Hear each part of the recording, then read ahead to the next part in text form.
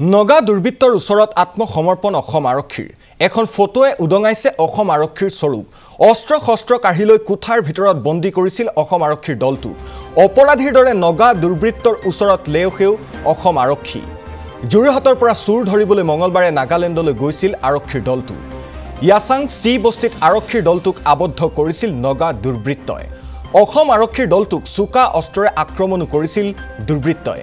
নগা দুৰ্বৃত্তৰ আক্ৰমণত গুৰুতৰভাৱে আহত হৈছিল এজন জোৱান সম্প্ৰতি ডিব্ৰুগড়ত চিকিৎসাধীন হৈ আছে আহত জোৱান বিদ্যুৎ দাস কালি এই সন্দৰ্ভত আমি সবিস্তাৰে বাতৰি সম্প্ৰচাৰ কৰিছিলো আৰু হেহতিয়াকৈ আজি এখন ফটো এইখন এক্সক্লুসিভ ফটো পোহৰলৈ আহিছে চাওক নাগালেণ্ডৰ সেই বিশেষ বস্তিটোত কিদৰে অসম আৰক্ষীৰ এই 15 জনীয়া দলটোক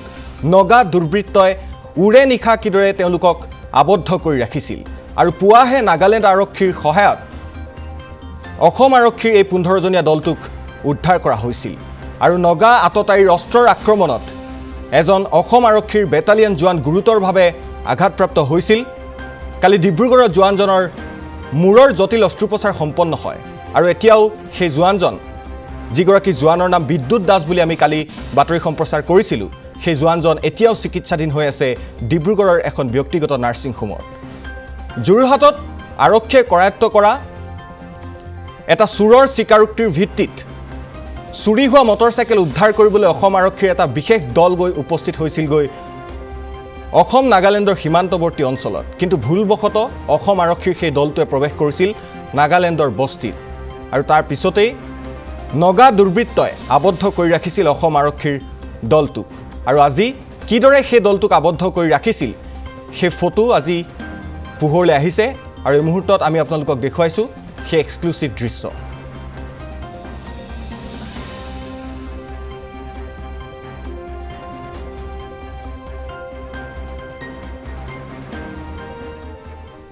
সাব মই ভাবিছিলো যে অসমত বিজেপি চৰকাৰ নাগালেণ্ডত বিজেপি সমৰ্থন কৰা চৰকাৰ অৰুণাচলত বিজেপি চৰকাৰ সীমা অঞ্চলৰ যিখিনি সমস্যাবোৰ আছে এইখিনি সমস্যা তেওঁলোকে নিৰ্ধাৰিত কৰিবলৈ সক্ষম হ'ব কিন্তু ইমান বছৰ হৈ গ'ল তেওঁলোকে এটা নেডা গঠন ৰাজনৈতিক মঞ্চ গঠন কৰাৰ পিছতো এই সমস্যাবোৰ সমাধান কৰিব পৰা নাই এতিয়া মোৰ সন্দেহ যে তেওঁলোকে বিজেপি কিছু নেতাসকলে আমাৰ অন্য ৰাজ্যৰ লগত লাগি থকা সীমা সমস্যাটো সমাধান হোৱাটো নিবিচাৰে কিয়নো এই যেতিয়ালৈকে সীমাৰ যে পৰিস্থিতিৰ ওপৰত এটা নিয়ন্ত্ৰণ নাথাকে তাৰ পৰা বহুত অবৈধ কাম হৈ থাকিব পাৰে চোৰ ডকাইত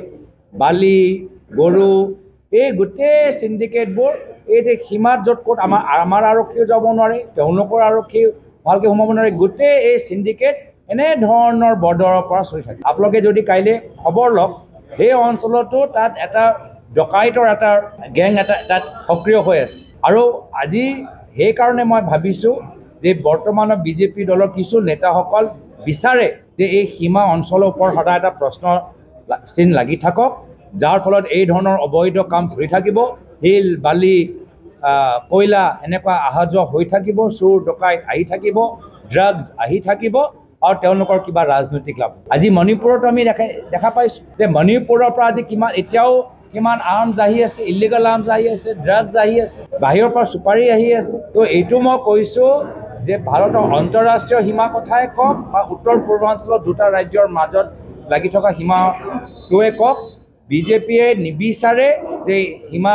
সমস্যাটো সমাধান হওক যিহেতু যেতিয়ালৈকে এটা সন্দেহজনক স্থিতি থাকে তেতিয়ালৈকে অবৈধ কাম চলি থাকিব পাৰে আৰু অবৈধ কাম সিন্ডিকেট লগত আমাৰ বিকাশ উপাধ্যায় ডাঙৰীয়া কৈছে যে ইয়াত বিজেপি দলৰ বাগী নেতা ইয়াত জড়িত হৈ আছে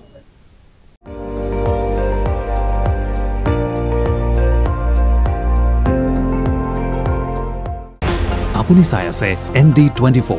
সৰ্বশ্ৰেষ্ঠ নহয় সৰ্বোত্তমৰ দৌৰ